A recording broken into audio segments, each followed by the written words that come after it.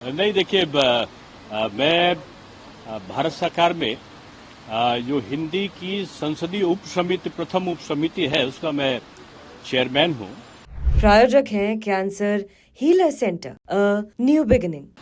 तो उसके नाते माननीय सांसदों के साथ में भारत सरकार के कई मंत्रालय हैं, उनमें हिंदी भाषा का उन्नयन के लिए क्या प्रयत्न हो रहे हैं, उनकी एक निरीक्षण बैठक के रूप में आया था। मैं राजस्थान से बहुत पहले से जुड़ा हूं। मेरे पूर्वज राजस्थान के ही थे और कई बार संगठन के कार्य से मैं प्रदेश अध्यक्ष वगैरह का जब चयन होता था तो पर्यवेक्षक के रूप में भी रहा हूं। मेरी कई सभाएं लगी हैं यहां पर और मुझे खुशी भी मैं खाटू श्याम धाम में हम लोग हर साल में 2-3 बार आते हैं, सालासर भगवान के वहां।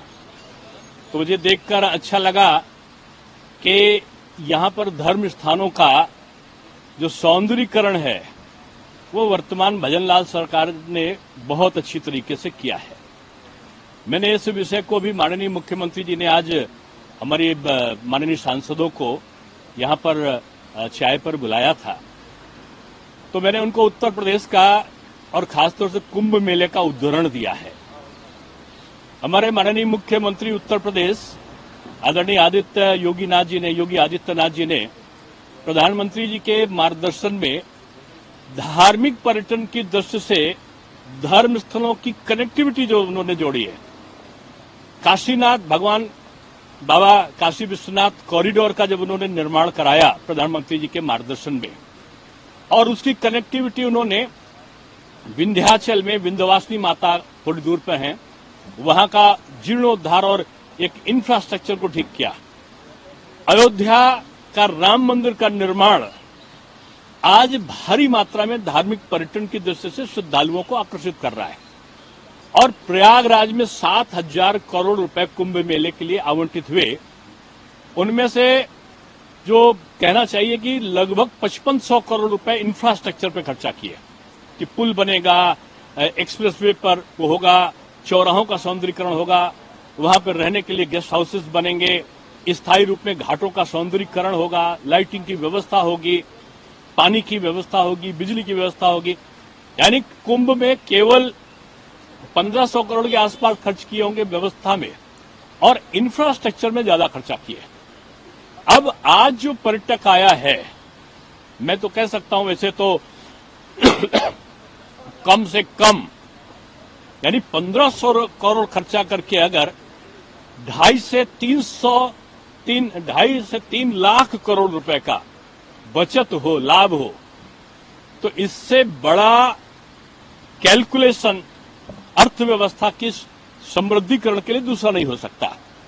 कुंभ की व्यवस्थाओं ने, स्वच्छ जल ने, आचमन लेते हुए लोग दिखे, वहां पर जिस प्रकार से 10 लाख कल्पवासी पूरे महीने रहे हैं, कल कुंभ मेले का समापन है और हर व्यक्ति को भगवान का दर्शन करने का, वहां पर रहने का, पानी की व्यवस्था, साधु संतों के दर्शन का एक इतना बड़ा 64 करोड़ के आसपास कई देशों की आबादी ने, कई देश मिला ले तो नहीं है, और सनातन का इतना बड़ा जमावड़ा जिसमें पहली बार सनातन को लोगों ने एक होते हुए इतनी बड़ी संख्या में देखा।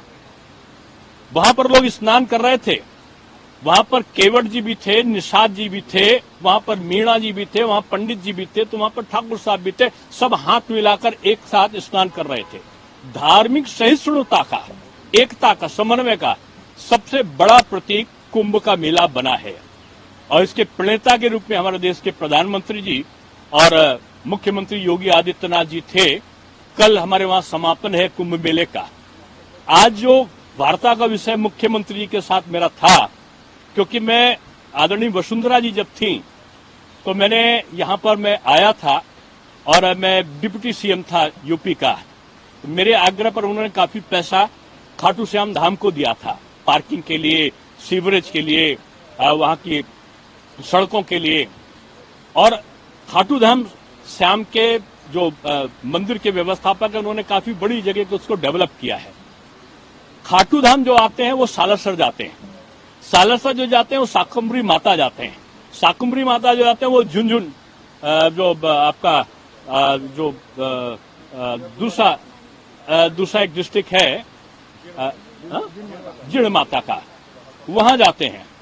तो ये 4-5 पर्यटक स्थल धार्मिक ऐसे हैं जो एक दूसरे से कनेक्टिविटी इनकी है। यहाँ का इंफ्रास्ट्रक्चर मैंने उनको कहा है कि आदरणीय गडकरी जी और आप लोग अगर बैठ लें, क्योंकि उत्तर प्रदेश के डेवलपमेंट में गडकरी जी का भी इंफ्रास्ट्रक्चर बड़ा भारी सहयोग था, तो मैंने कहा वो फॉर्मूला जो आएगा, धार्मिक आस्था का अनुपालन होगा और धार्मिक आस्था के अनुपालन के साथ साथ आपका जो धन का अर्जन है कि वहां पर परिवहन का लाभ होगा, इंफ्रास्ट्रक्चर, होटल का व्यवसाय बढ़ेगा, वहां पे छोटे छोटे लोगों को, माली हैं, कर्मकांडी लोग हैं, इनको रोजगार मिलेगा। तो ये रोजगार का भी, धार्मिक आस्था का भी और अर्थ संचयन का भी ये साधन बनेगा, ऐसा मैंने सुझाव दिया। उस पर माननीय मुख्यमंत्री जी ने कहा कि 100 करोड़ रुपए उन्होंने खाटू धाम के लिए दिया।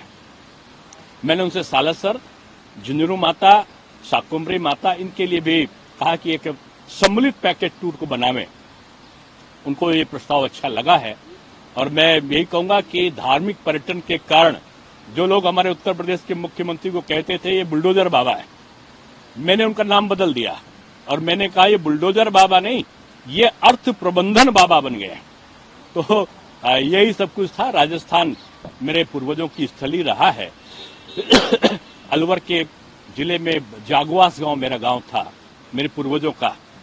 तो इस स्थली पे आता हूं तो मुझे एक विशेष स्नेह मेरा जागृत होता है।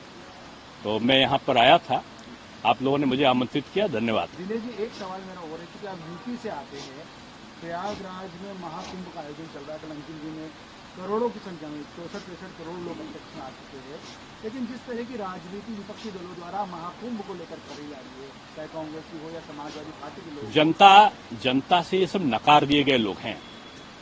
और ये योगी जी और मोदी जी को नहीं कह रहे हैं, ये कुंभ को कह रहे हैं।